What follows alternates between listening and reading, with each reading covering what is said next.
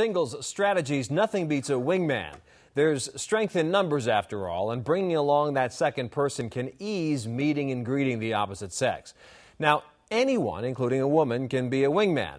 But what does it take to be a professional? J.C. Monahan finds out.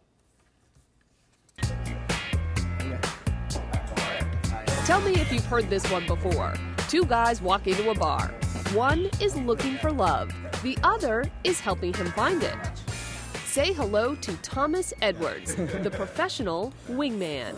Yeah, catch me what's been going on. Meeting up with a girl tonight for drinks. Edwards wants to help.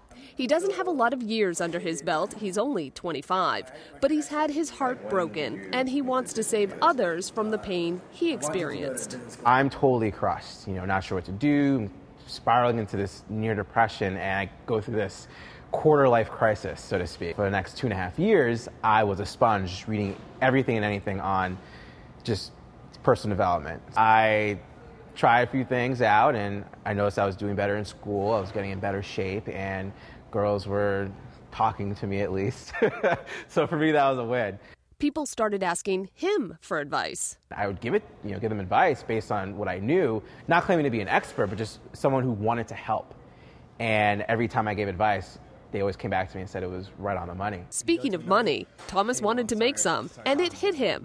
Helping people find love may be just the ticket. I remember I was out one night with a friend of mine at the bar, and he saw this really, really attractive woman.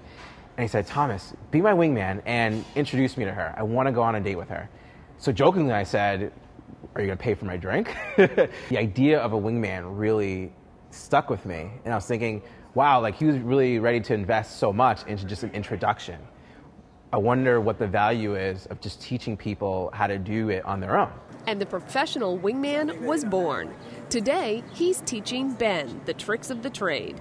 Ben has been working with Thomas on and off for 1.5 years. The ability to go up to people that you don't know is challenging at first, and that's why I went to Thomas to figure out how to be more outgoing and more confident. With some last-minute coaching, Ben is ready to approach 2 women out for lunch. But make sure that when you do go ahead and approach them, you're in the middle of them. You're on one side, so they can both look at you and not feel like they can also see their friend as well. And the long walk to the table begins. Oh, you guys are about to start eating.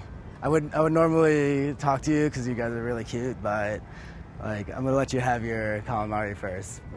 One of the things that he specifically wanted me to help him with was how to meet people during the day. Are Bostonians that difficult to approach and have conversations with? Yeah. So what type of person hires a wingman? People usually say that it's a very socially awkward person, someone who isn't outgoing, when actually my clients are very successful people, and they're right. The real common thread is the fear. The fear of being rejected, the fear of the unknown.